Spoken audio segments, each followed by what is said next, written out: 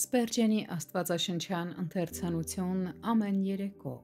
ապրիլի 19։ Սա ասում է ամենը, հայտնություն 3 գլուխ 14 խոսք։ Ամեն բառը հանդիսավոր կերպով հաստատում է այն, ինչ նախապես է ասվել, և Հիսուսը մեր հզոր հաստատությունն է, հավիտյան անփոփոխ ամենը իր բոլոր խոստումների մեջ։ Ո մեղավոր, ես կցանկանայի, որ դու մխիթարվես խորհրդածելով այս մտքի շուրջ։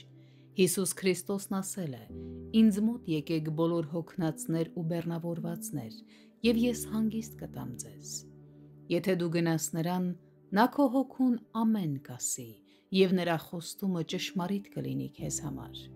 Իր մարմնի օրերում նա նաև ասեց. «Ջախջախված եղեգը ես չեմ փշրի»։ Ով աղքատ, կոտրված և ջախջախված սիրտ, եթե գնաս նրան, նա ամեն կասի քեզ, և դա ճշմարիտ կլինի քո հոգում, ինչպես հարյուրավորների հոգիներում է եղել անցած տարիներին։ Սիրելի քրիստոնյա, միթե քեզ համար նույնպես մխիթարություն չէ, որ Փրկչի բերանից երբեք դուրս չի եկել գեթ մեկ խոսք, որից նա հետո հրաժարվել է։ Հիսուսի խոսքերը հաստատուն կմնան մինչև անգամ եթե երկինքն ու երկիրն էլ անցնեն։ Եթե դու ամուր կառչես անգամ կես խոստումից, ապա կհայտնաբերես, որ այն ճշմարիտ է։ Զգուշացեք կասկածամիտ մարդկանցից, որոնք փորձում են խամրեցնել Աստծո մխիթարության խոսքի լույսը։ Տեր Հիսուսը այոն և ամենն է նաև իր բոլոր ծառայությունների մեջ։ Նա ամենն է, որպես քահանայապետ, որպեսզի ների և մաքրագործի մեզ։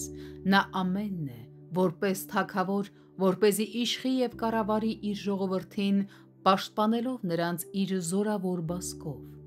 Նա ամենն է, որպես մարգարե, որպեսզի պատմի գալիք բարիքների մասին իր քաղցր շուրթերով, որոնցից մեղրախորիսխ է կաթում։ Նա ամենն է իր արյան արժանիքների և արդարության տեսանկյունից։ Նրա արդարության այդ սուրբ պատմուճանը չի կորցնի իր սքանչությունն ու փառավորությունը, եթե անգամ ողջ բնությունն էլ քայքայվի։ Նա ամենն է յուրաքանչյուր տիտղոսի մեջ, որ կրում է։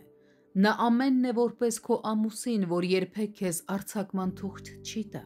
որպես քո բարեկամ, որ ավելի մտերիմ կապերով է կապված քեզ հետ, քան հարազատ եղբայրդ, որպես քո հովիվ, որ մահվան շուքի ձորում էլ քեզ հետ է, որպես քո օգնական և ազատարար, քո ամրոց և բարձր աշտարակ, քո զորության եղջյուր, քո վստահություն, քո ուրախություն և քո այոն ու ամենը ամեն բանի մեջ։